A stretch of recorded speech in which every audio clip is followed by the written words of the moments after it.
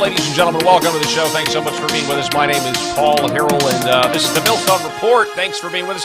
We can't do the show without you. You guys know the drill. Every single day, got to have you watching the show. This portion of the program brought to you by reddivehealth.org/Paul, where you can get these red light panels, experience the healing power of red light, more energy, better skin. It just is incredible, everything that it's doing. For people out there who are buying it.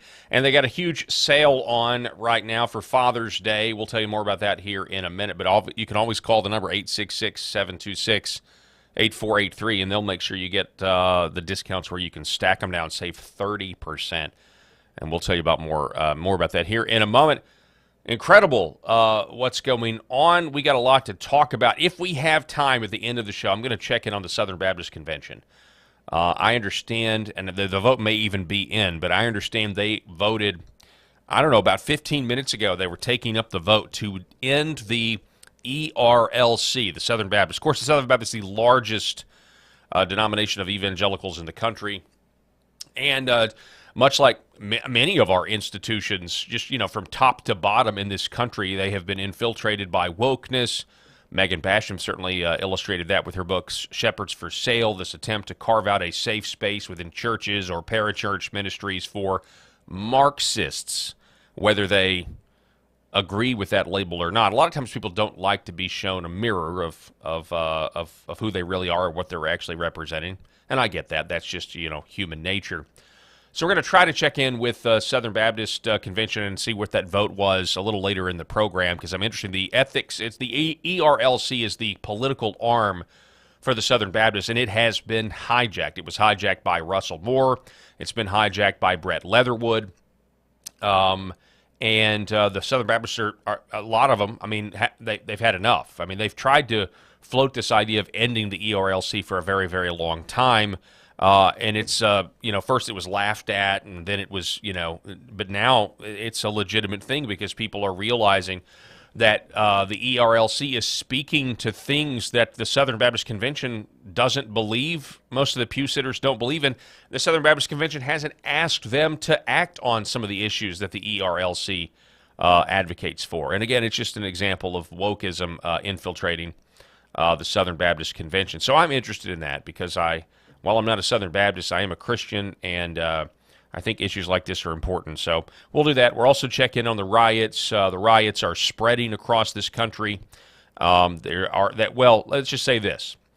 The L.A. riots are ongoing, and it's not looking good in Chicago. It's not looking good in New York.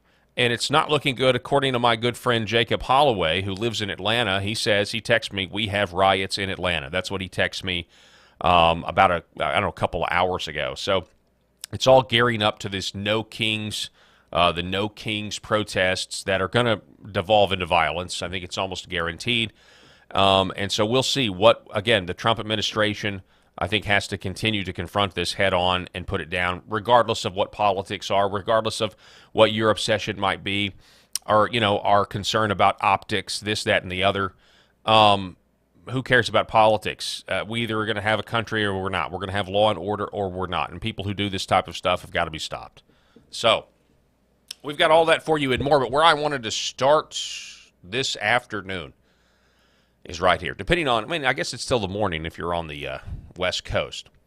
Donald Trump yesterday gave a speech to Fort Bragg where he announced something that I think is just a huge shift. Just in my personal opinion, as I've covered as a journalist throughout the years, just kind of seeing how people are talking about this, by the way. They're talking about how the Overton window is shifting, specifically with immigration. And boy, it has. This issue was wildly popular in 2016 among Republican voters, so much so that I didn't anticipate it. But it's only gotten more and more popular position for Trump. And tragic stories like Lake and Riley surely do that. But also, you look at you look at the job situation, you look at the labor market, you look at housing. The housing prices are so high because we have so many people that don't need to be here, that shouldn't have been allowed to come here. Some people think it's treason with what the Biden administration did. I would agree with that, because I think what they did was not just not enforcing it. It was an intentional plan to get people in there, get people signed up on benefits, get people signed up to vote. Those people did vote, according to some Doge findings. So, yeah, this issue has gone with Trump in a huge way on immigration. But the renaming of forts, bringing back Confederate generals that we've tried to erase, trying to erase our history of the Civil War. Like if we do that, if we tear down Robert E. Lee statues or we melt them down, it's somehow going to heal our racial wounds and end our disagreements forever, which is preposterous. It's insane. And we can talk about reasons why the left wants to tear down the statues. But, of course, we know it doesn't just stop with the Civil War. It goes all the way back to the founding of the country. They would, in many cases, they have advocated for tearing down statues of Thomas Jefferson or George Washington or the lot of them because they're white. Well, let's be honest.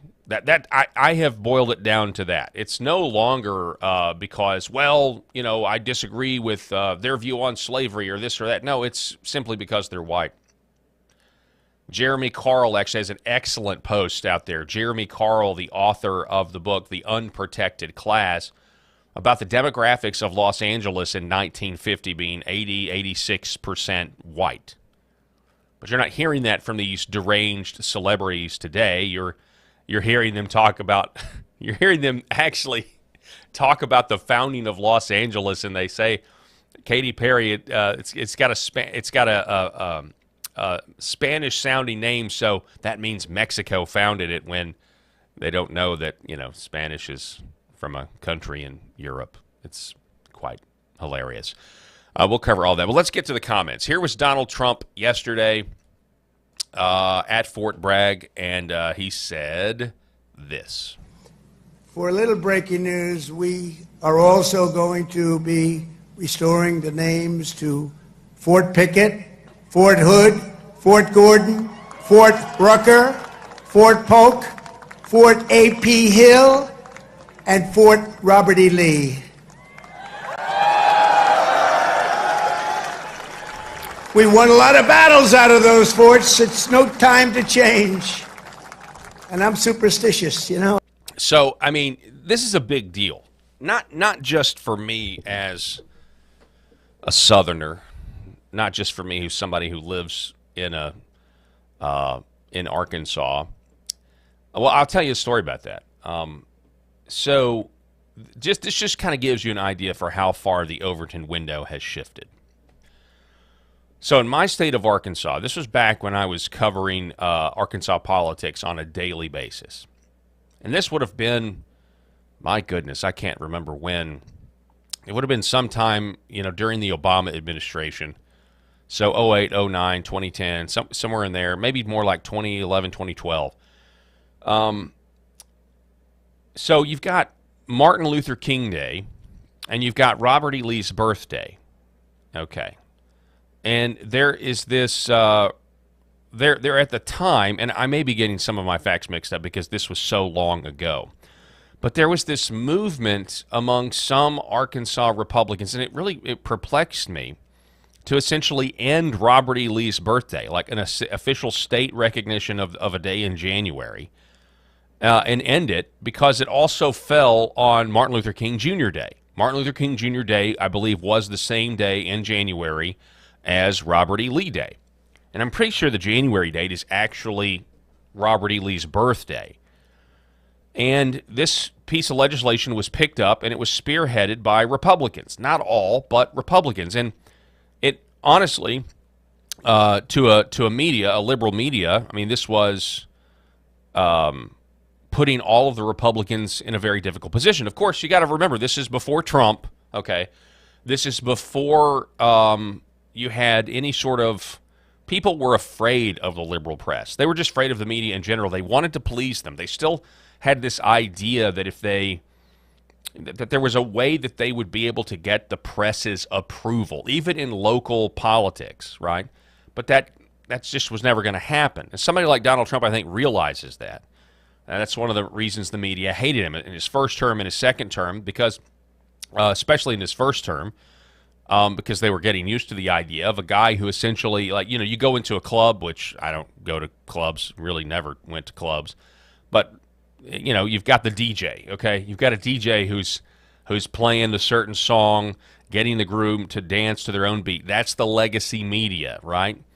And that gets all ruined if you bring your own boombox and your own sound system and you set up stage and you just refuse to accept the media's lying, phony, false presuppositions, loaded questions based on, things that are purported to be true, that are clearly not true, that sets up the whole question. And Republicans for, a generation have been, with few exceptions, have just been horrible at dealing with the media and their lies. And they think that they can get them to please. And Rush Limbaugh talked ad nauseum about this, about how you're never actually going to please these people because they're leftists, they're subversives, they actually are, communists in many regard. And I think that's certainly bared itself out to be true at this point. As you look at them making excuses in the midst of a color revolution, an attempted color revolution in Los Angeles, and they're making excuses. Well, those people are just, it's not really a riot. They're just, one ABC News reporter said, they're just, quote, having fun watching cars burn. It's like, oh yeah, let's get some marshmallows and get a guitar and sing Kumbaya, and we can rub patchouli all over ourselves. Anyway, so back to the Arkansas story. It was the Republicans had a really hard time, figuring this out. And I was on the radio back then, and I was saying this is a terrible idea because this is an effort to try to prove to the mainstream media that Republicans are not racist. And I said, you are going along with the very presupposition that Republicans are racist, and that's not true. And guess what happened? The bill failed, and then the media got to run headlines that, Republicans can't get this passed because they love Robert E. Lee. Now, in hindsight, at this point, man, if you could go back and redo that some of that stuff, man, the Overton window is so different. That's all I'm saying. The Overton window has changed in a lot of directions, but the fact that the President of the United States says, you know what? It would just be so easy for him to ignore what Biden had done, renaming the forts of Confederate war fighters after, whoever the Democrats want to name. I don't even know some of those people. But to say, no, we're going to go back and we're going to undo your attempt to edit and erase our history, and we're going to rename these forts after the in this case, Robert E. Lee and others, because those are good men. Those are men that we should honor, and we've won a lot of wars out of those fights. And by the way, the naming of those forts was in large regard, an attempt at reconciliation after the war. Over the years, trying to actually heal the wounds of the Civil War, to recognize these federal military bases based on the regions of the people that are around them, like a Robert E. Lee.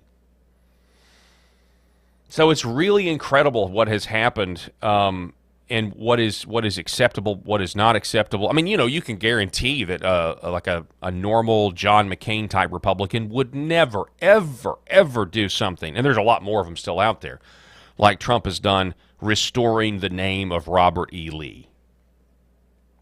It would never happen. But it is happening now. And populism is real. It is a force. It is not going away, I pray. They tried to kill it with the J6 Fedsurrection. They tried to end populism forever. They tried to, and then, of course, with the lawfare and Trump and everything else. We all know this. But what a totally different direction this one gesture is.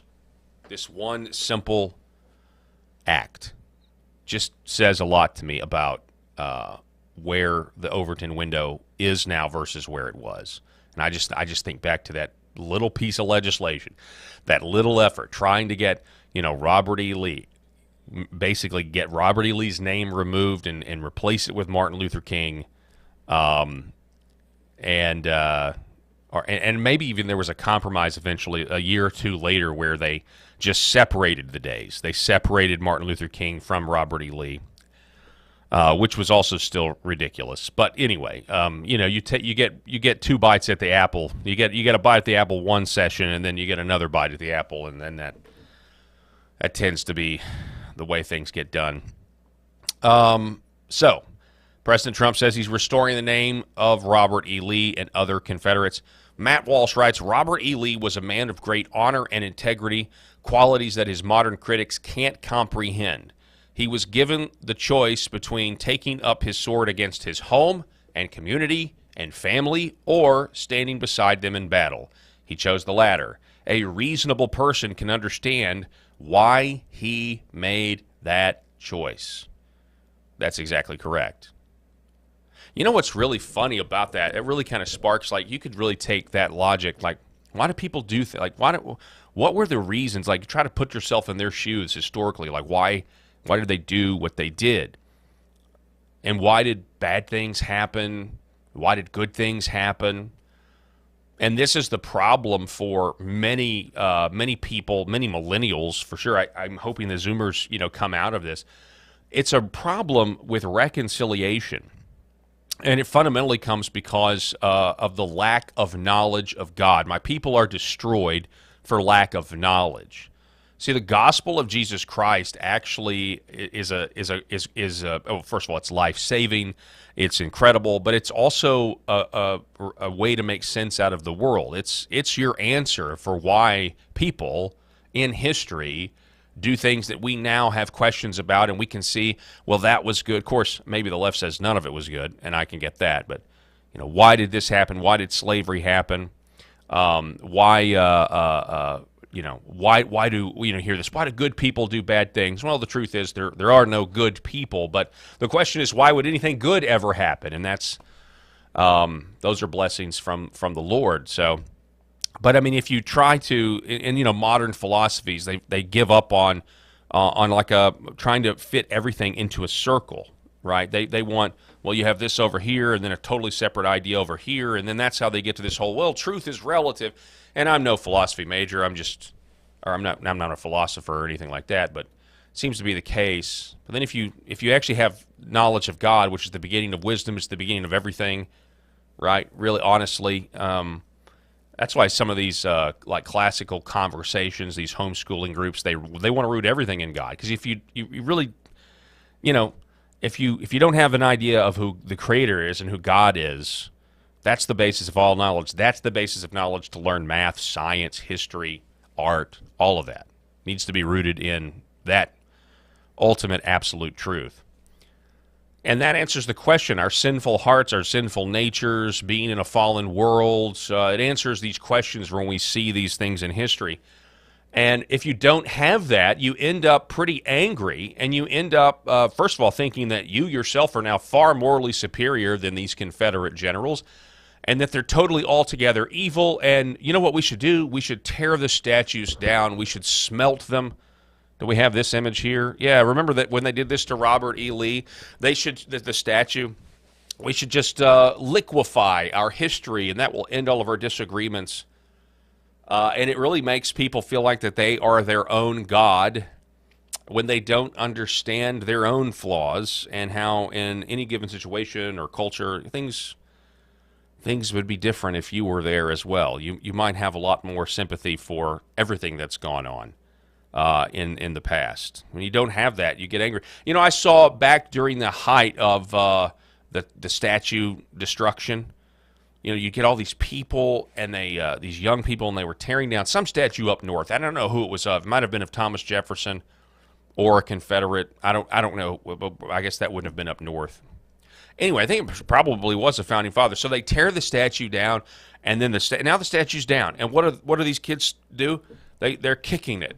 Like one person breaks their foot, another person tries to come down, you know, with the elbow, like literally drops down with like some sort of WWE move on the elbow on like a bronze statue, as if, you know, taking your rage out on an inanimate object is again going to somehow solve the supposed ills of the past. You know, whatever degree of moral outrage is in your mind. It's just really sick. And it comes from a lack of the knowledge of God and who it is. It really fundamentally starts there of who he is. Michael Cassidy, who knows a thing or two about statues, he ripped the head off of the Baphomet statue that was shamelessly allowed to be erected in the Iowa State Capitol. He said, quote, "Renewed shall be the statue that was broken." I'm assuming that is a Lord of the Rings reference, talking about the sword. And here is Adam Johnston over on X pulled this clip of President Dwight Eisenhower, who famously warned against the dangers of the military-industrial complex, speaking positively about General Robert E. Lee. I think there are a good many of you people here, both photographers and representatives of the press, have been going into my office for the past 4.5 years, occasionally. No doubt you've noticed that on the walls there are the prints of 4 men. Men that I consider, in my book, are about the 4 top Americans of the past. They are Franklin, Washington, Lincoln, and Lee. And anybody who ever tries to put me in any other relationship with respect to General Lee is mistaken. I think there are a good many of you people here, both. So he says President Eisenhower considered Robert E. Lee one of the greatest Americans ever. No doubt you've noticed that on the wall. You heard him say that. Men that I considered in my book the top 4 Americans. So yeah, this didn't used to be a controversial thing. It's only controversial now. And it's becoming less controversial, which is good. Now, kind of a follow-up to what we talked about yesterday. The lower third on my program all day yesterday said something like charge the money men, or found out, you know, the riot, whoever's the domestic terrorism, that's what it was. Arrest domestic terror money men, those that are funding these riots, those that are dropping off the shields that, you know, take a while to make, those that are giving away the bionic face shields to protect these protesters when they turn into rioters, or are rioters, I guess. And so there needs to be a move I said that yesterday. I heard Owen Schroyer as well say that we've got to get to the funding of this. The Trump administration has got to go after the people who are funding this domestic terrorism. And so yesterday at Fort Bragg, President Trump addressed this and asked a similar question about who is financing this. They stomp on them, but they're too tough. They don't allow it. and attempting to infiltrate and occupy federal buildings wearing armor and face shields. The best money can buy, somebody's financing it. We're going to find out through Pam Bondi and Department of Justice who it is. They're already on it. Who's financing all this equipment? Very professional. Under the Trump administration, this anarchy will not stand. We will not allow federal agents to be attacked, and we will not allow an American city to be invaded and conquered by a foreign enemy, and that's what they are. A lot of those people were let in here by the Biden administration. They just poured right in. They came from prisons, they came from jails, from all. So Trump here, a couple of things. Number one, he's calling them the enemy. He's blaming it on Biden. This is an invasion, and I think the Insurrection Act will probably be used here at some point. But the crux of this is, who is it? They're already on it. They're already looking into this. Who is financing all this equipment? Who is paying for all of this? Could be the Mexican drug cartels. Could be that. But it could be, as this post links, we got this photo of George Soros and his son Alex Soros. And could they be the ones financing this? I mean, they've done stuff like this before. Then you've got, as we mentioned yesterday on the program, the Walmart heiress, who's got $1 billion, many times over, posting about this No Kings protest over in across the country, over in the New York Times. All of this stuff has got to be looked at.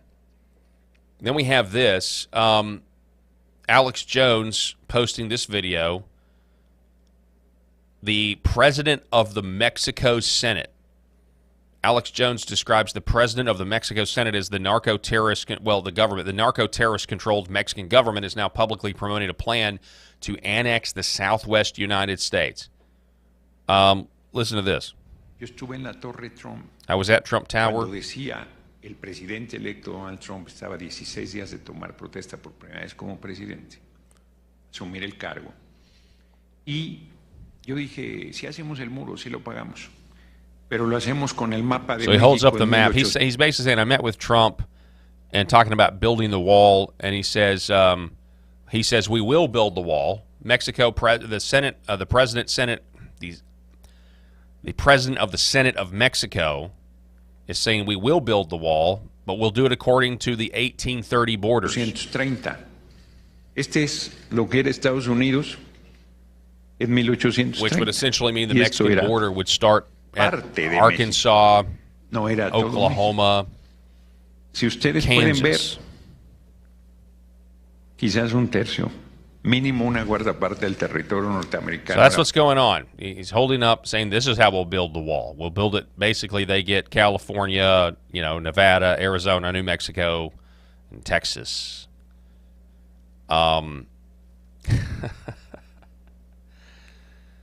So, on that, they're not the only ones. So here is Katy Perry. Katy Perry, the occult pop singer, pop star. She writes, Los Angeles, a place that literally began as El Pueblo de Nuestra Senora La Reina de Los Angeles, founded by Mexican settlers in 1781. This was once Mexican land, she writes, and the people being targeted today are often descendants of those who have lived here for generations or who came seeking safety, work, and dignity. Tim Pool writes, they don't know Spain is in Europe. Katy Perry doesn't know that Spain is in Europe, folks. They think Spanish, somebody named Oscar Marirez says they think the Spanish names of towns, cities, roads is because of Mexico, when in fact it's because of Spain. It just shows you how absolutely ignorant these people are. But, yeah, she's not the last. Katy Perry's not the first or the last occult pop star that's going to come out and start stoking these No Kings protests. Before we get to Jeremy Carl, I want to tell you about Redvive Health and the healing power of red light. Also, the incredible sale that we've got going on right now. The Father's Day sale has been extended, And you can now use my link combined with the code FATHERS15 and save 30% off of these clinical strength red light panels. For those of you who have just heard about this, the science behind red light is real. I believe the medical industrial complex and big pharma is terrified of this technology. I think the orthopedic to surgery pipeline is terrified of this technology. And you have the chance of getting these for yourself. Red light therapy, these panels have 2 different wavelengths.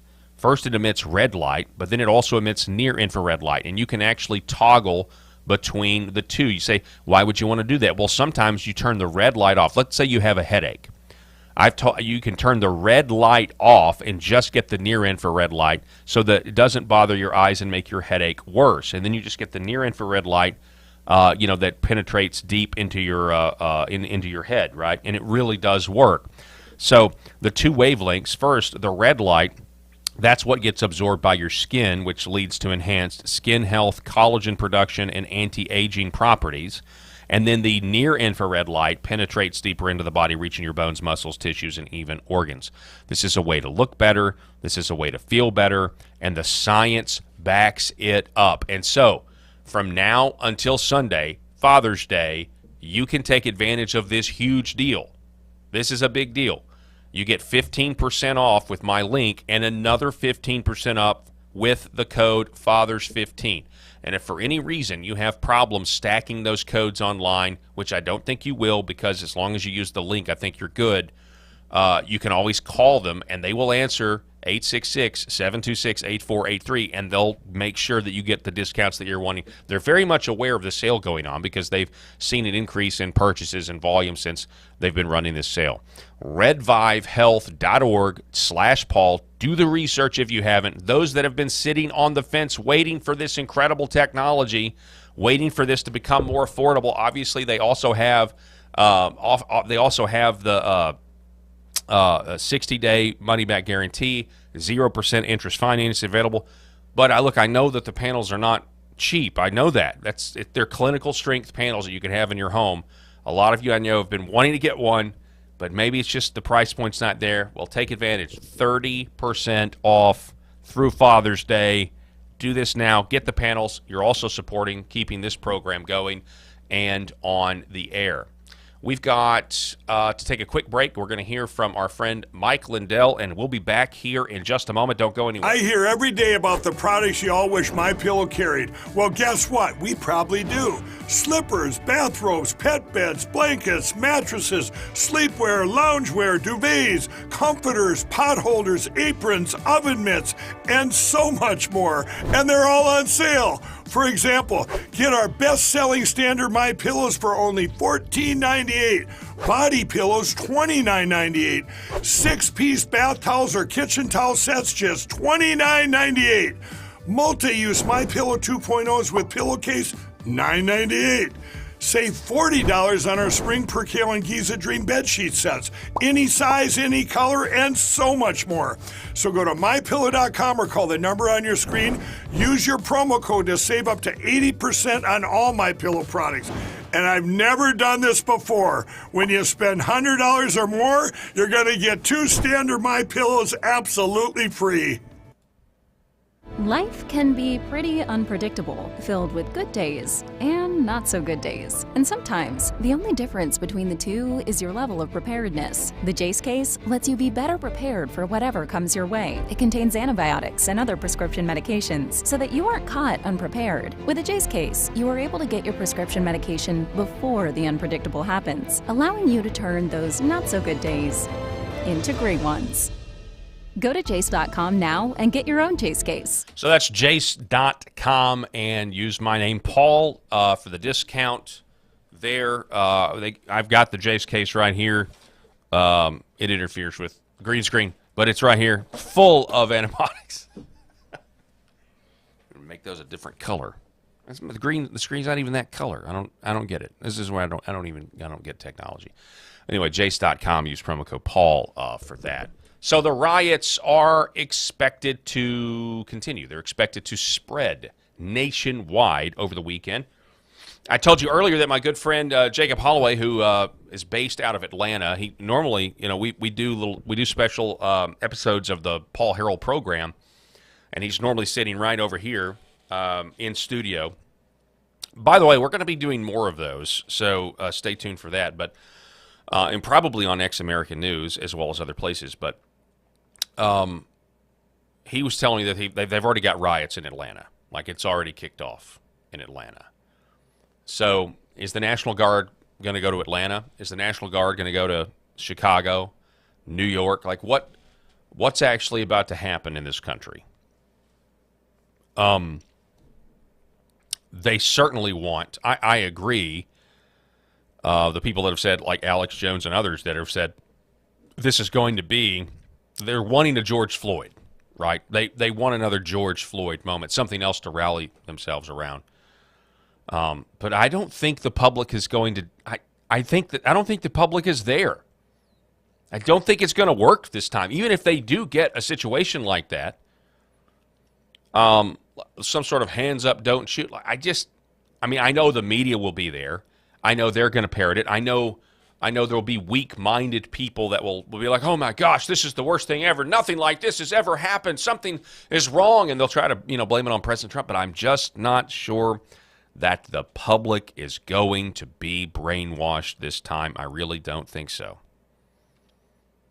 Folks, he just renamed a fort after Robert E. Lee, I just think people are done with the emotionalism, the temper tantrums of the left, the double standards of getting to behave like hooligans and barbarians, and there are no charges, the government doesn't do anything. And this is how Los Angeles handles people they agree with politically. If they agree with your political cause, in this case, communism, then they'll let you burn down their civilization. Okay? If you dare stand up for election integrity, well, you'll be thrown in solitary confinement after you're led into the Capitol and given a guided tour by the cops. Right. So the riots are expected to spread. Jeremy Carl, who is the author of the book, we interviewed him last year, The Unprotected Class. He writes, there's really good stuff that he says. He says, okay, so since I realize young people don't learn any non-leftist history in school anymore, this is not an anomaly.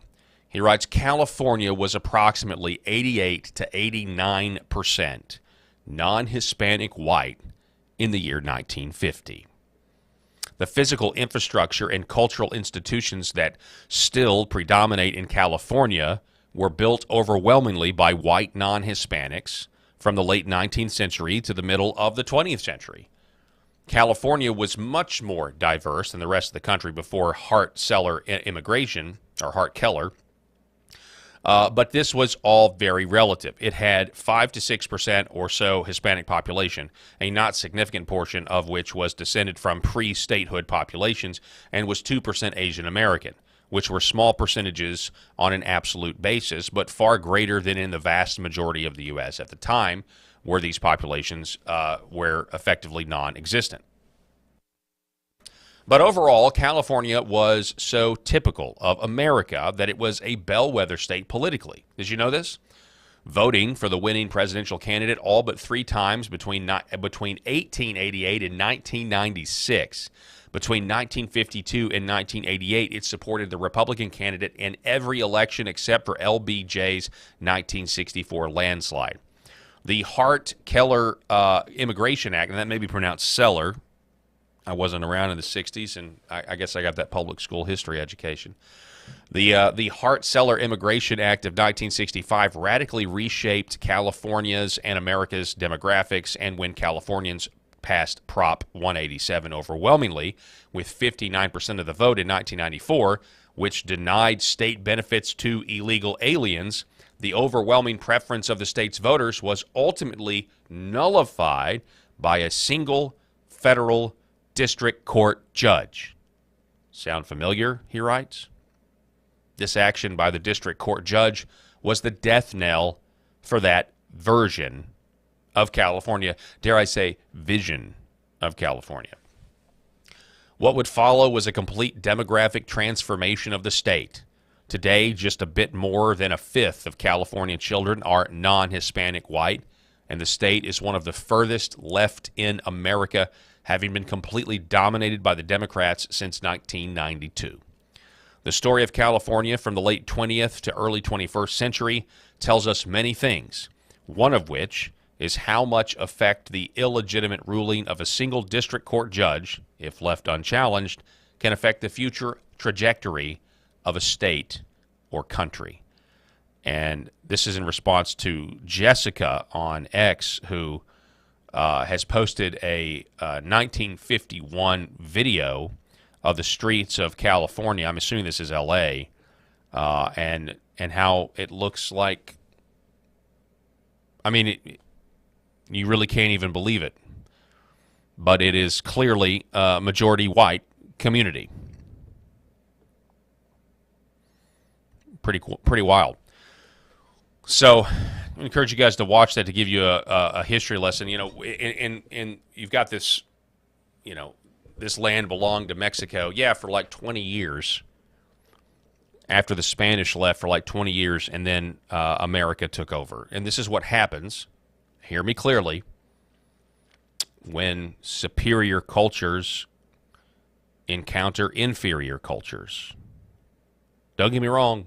I'm not saying that there's nothing good about the Mexican culture, but, you know, if you go back into the 1800s when America went to war with Mexico, we won because we had a better military, and this is just what happens.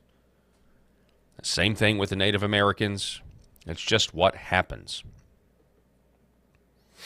And it's why the idea of multiculturalism just generally is an ideology that really forces everyone to bite their tongues. You know what I mean?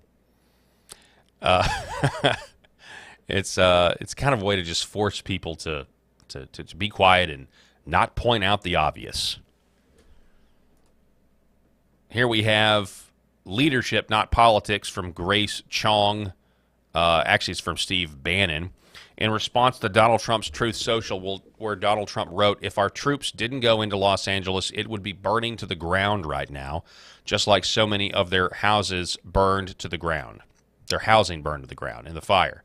The great people of Los Angeles are very lucky that I made the decision to go in and help." But Ben Shapiro has different ideas. Yesterday, he previewed his show for today, which I haven't watched and I don't plan to watch. But he says that Donald Trump should just let L.A. burn. Listen to this. Tomorrow on the Ben Shapiro Show, I'm going to make the case that President Trump should just let California burn. It's what the Democrats want, and so they should just get it. Good and hard. I'll give you 3 reasons why. Spoiler alert, it's more than 3 reasons. That's on tomorrow's Ben Shapiro Show. Now, this would be the only reason that you would let it burn is for political reasons. Let's teach these people a lesson.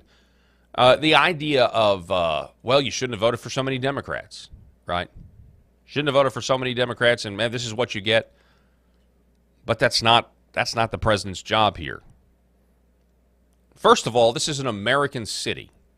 It's an American city. It used to be a great city.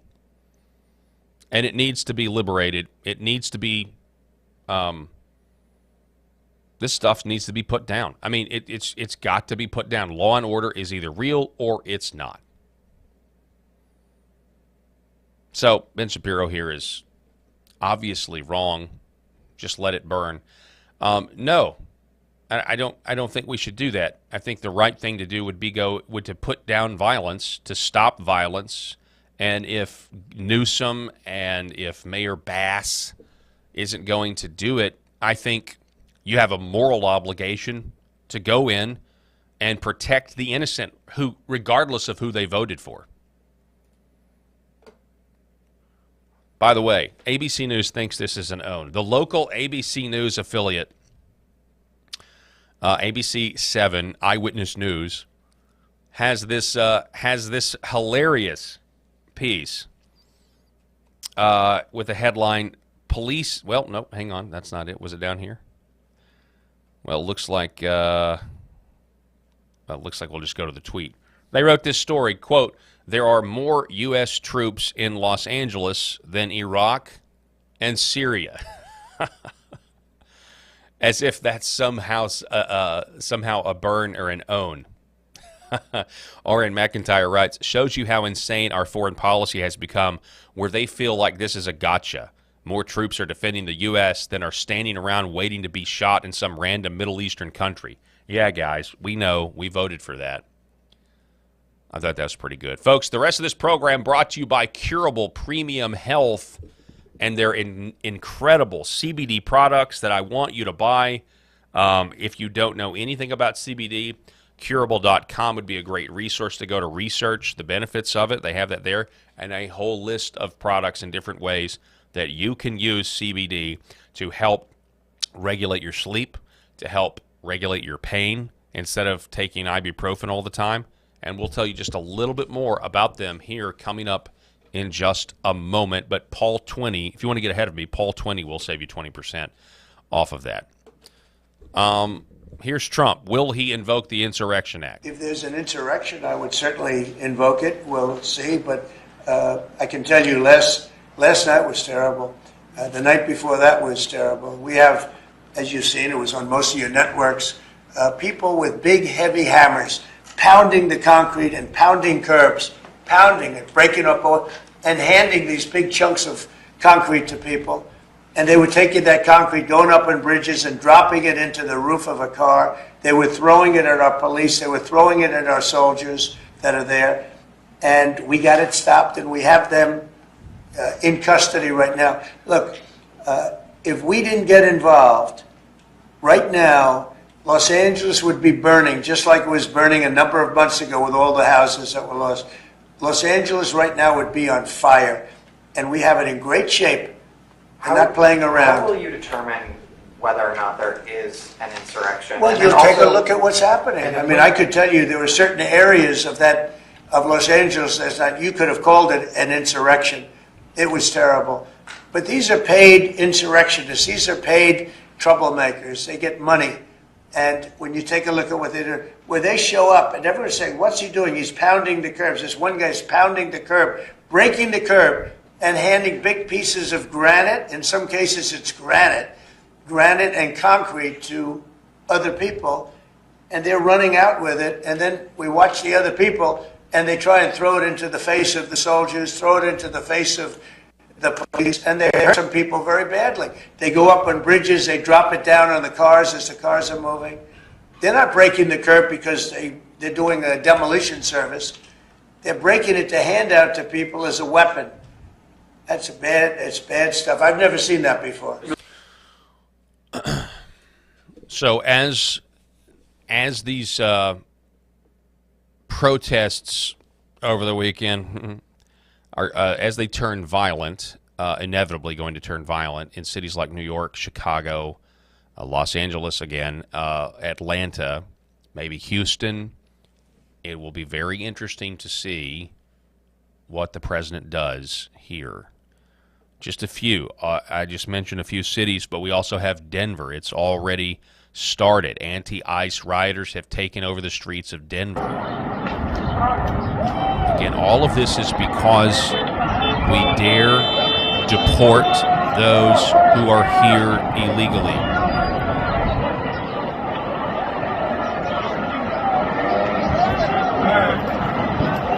Okay, so that's just, look, they're holding the flag upside down. So that's happening. Then we have Chicago. Police in Chicago are now deploying a bomb squad to downtown after an anti-ICE rioter entered the sewer system and planted suspicious items, according to Nick Sorter reporting that.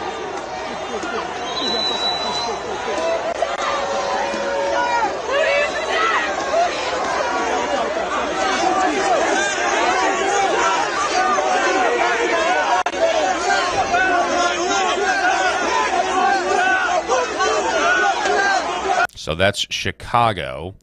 Then we have Gavin Newsom trying and failing to deliver an address to the nation last night. His microphone wasn't on for part of it, but this was what he said. Failed dictators have done in the past. Look, this isn't just about protests here in Los Angeles. When Donald Trump sought blanket authority to commandeer the National Guard, he made that order apply to every state in this nation. This is about all of us. This is about you. California may be first, but it clearly will not end here. Other states are next. Democracy is next. Democracy is under assault before our eyes. This moment we have feared has arrived. He's taking a wrecking ball to our founding fathers' historic project. 3 co-equal branches of independent government. I don't know what he's talking about. Congress is nowhere to be found. Speaker Johnson has completely abdicated that responsibility. Yeah, so he's trying to launch a campaign to become president of the United States instead of actually taking care of the people that live there. Gavin Newsom hates Californians, and he thinks the ones that are on his communist side are expendable. He thinks their lives are expendable. That's what I think. I think Gavin Newsom hates Californians, and he only cares about himself and his own political career, and it's disgusting. Alex Jones, the Democrat finance and controlled insurrection is now spreading nationwide. This coming Saturday, June 14th, they're promising nationwide. So this is out of New York. So we've seen Denver, we've seen Chicago. Now this is a clip from New York.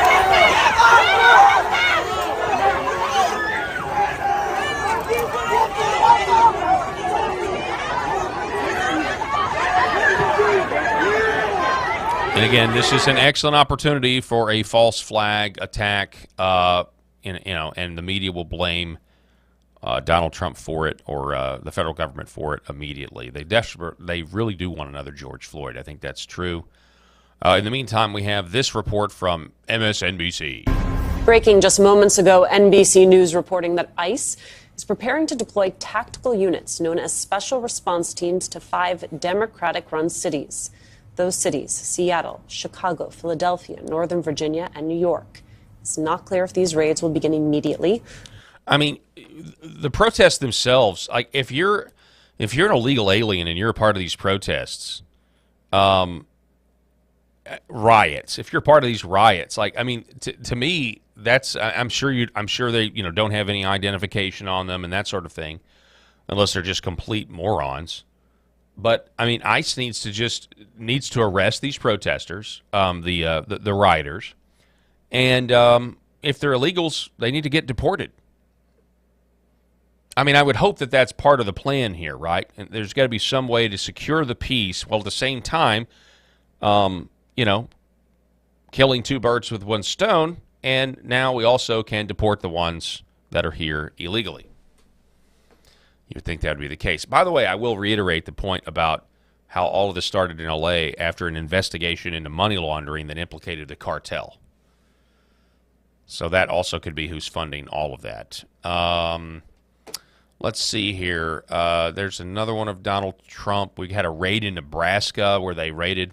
Here's what's interesting. Sam Tripoli, 2 years ago, went on Joe Rogan and said all of the gay pride stuff is going to go away and the next big thing will be race riots. Watch. We're in the Bolshevik War right now, bro. And right now what's coming up is all the pride stuff is going to be... Okay, so I had this woman come on my podcast. Her name's Mel K. She goes, I've been talking to some people in the intelligence, and they go, this gay pride stuff is going away. And the next thing you're going to see are immigration riots. This is going to be right around the next election. So hand to God we do this episode. Next day, Starbucks is like, we're banning all the pride stuff. And now you start seeing these, they're putting little breadcrumbs out, man. Little breadcrumbs. Oh, I saw this one thing in Chicago. Oh, yeah, illegal immigrants are upset about where they're staying. And these illegal immigrants who speak no English are holding up perfectly written English signs saying we're tired of how we're being treated. And now you're starting to see this over and over again. Eric, so everyone's always like when all these Republican governors are like sending these immigrants all over the country. New Everyone's York? like, yeah, you're showing those Democrats. Bro, they're moving assets. I know it sounds crazy, but that is 100 what do you mean they're moving assets? Wow. So when they were shipping them, so when Greg Abbott and Ron DeSantis, what he's saying there is when they were shipping all those immigrants deeper into the country to own the libs, right? To make, Eric Adams' life miserable in New York. He's saying the real purpose was moving military-age men into inner cities. I think there's some truth to that. It just intuitively, that makes an incredible amount of sense to me. What a prediction by Sam Tripoli. I've never heard of him. Going to do some more research, to do some more digging on that. Okay, so let's see here. What is this? Oh, this is my Twitter feed. Where's William Wolf's page? Here we go. William Wolf. William Wolf. I was going to check in and see what happened with the ERLC vote. I told you at the top of the show. I'm just doing this. Let's see here. If we can get an update. I'm doing this in real time, so I'm not really sure. How long does it take to cast up a vote? Let's see here. There's been a lot of activity in the last hour that we've been on the show. Okay, so mark my words, if the ERLC wins this vote 55-45, they will take a victory lap like they have 100% support of Southern Baptists, and their divisive leadership will continue. Okay, so it sounds like it was at least a lot closer than it has been in the past. So I still don't have a clear answer, though. That's the danger of trying to do this live. But I will see this, and it is good that the Southern Baptist Convention are trying to do this. They're trying to abolish the ERLC. It takes 2 consecutive votes over 2 years at the Southern Baptist Convention to actually do something like that. Megan Basham has been all over this. She says the divisiveness that Russell Moore caused with the ERLC is now well known. But what divisiveness have we seen under Leatherwood's tenure? Let's review. He continued partnership with the evangelical immigration table despite its Soros funding. Full stop. How many of these people work for the CIA or the intel community or the intel oligarchy? That's what you got to ask for every single one of these. It would make total sense in the grand scheme of color revolutions with this what we're watching roll out all across this country. If you are a God hater, you would want to infiltrate people. You would want to infiltrate the church and groups and associations and seminaries. So anyway, he continued partnership with the Evangelical Immigration Table despite its Soros funding and its left-wing parent org, and despite the fact that many Southern Baptists opposed the amnesty policies that the EIT promotes. He helped block an abortion bill in Louisiana that many Southern Baptists supported. The ERLC generally has taken hundreds of thousands of dollars from outside left-wing sources to produce political material that is being handed out to SBC churches. In the name of Southern Baptists, Leatherwood packed a gun control bill in Tennessee that many Southern Baptists opposed. He backed it, not packed. He publicly cheered Justice Ketanji Brown Jackson's appointment to the SCOTUS, even as she could not define what a woman is. His reason? We should celebrate having a black female on the court. Clearly, Brent Leatherwood of the ERLC has been seduced, at the very least, has been seduced by the spirit of the age. Number 6, he used the ERLC resources to stop the release of the Nashville Trans Shooters Manifesto, the Tranifesto, again against the wishes of many Southern Baptists. During the election, he furthered Democrat Party talking points and praising Joe Biden for selflessness in withdrawing from the campaign when it was clear to everyone that Biden was being forced out because of his mental infirmity. So the guy is just in a total woke bubble of leftism. That's what that says. That's what Megan Basham. They would do well to abolish it. And again, I'm just an outsider. I'm not a Southern Baptist, obviously. Folks, I want to tell you about Curable Premium CBD and the great folks over at Curable Premium Health. KURIBL.com. That's KURIBL.com. At Curable, they want you to know the benefits of CBD, how CBD can fight inflammation. Whether you put it in your body, like with a tincture, you drop it under your tongue, or you use their incredible muscle cream or their bath soaks or their stuff for canines, you know you're going to get the best possible product at the best possible price, a potent product at the best possible price. The folks at Curable, they're farmers, really, because they till the soil, they plant the seed, they harvest the hemp, then they extract the hemp, and then they send it to a third party to test all of their claims. They don't use harmful pesticides or chemicals when growing the CBD, the cannabis, if you will. This does not get you high. This is not THC or marijuana. And so if you've never researched the benefits of it, if you've got chronic pain and you're tired of taking, I don't know how, sometimes people with chronic pain, they're taking 6, 8, 10 ibuprofen a day. Consider using CBD. Give it a try. And I think you're going to be really, really pleased. And when you do, make sure you use promo code Paul20 at checkout. That's promo code Paul20 at checkout, and I think you're going to be very happy with it. That's curable.com, promo code Paul20. That's all the time that we have for this edition of the Millstone Report. I want to remind everybody to follow me over on X at Real Paul Harrell. Would you do me a favor and do that? At the same time, go follow X America News while you're there as well. And if you're interested in supporting me personally in the work that I do, you can go to paultalkshow.substack.com and sign up and become a paid subscriber. And when you do, I'll send you a free copy of my game, Left Wing Will and the Red Pill, the game that laughs at the left's expense. That's all the time that we have for this edition. God bless everybody out there watching, and we'll see you again next time.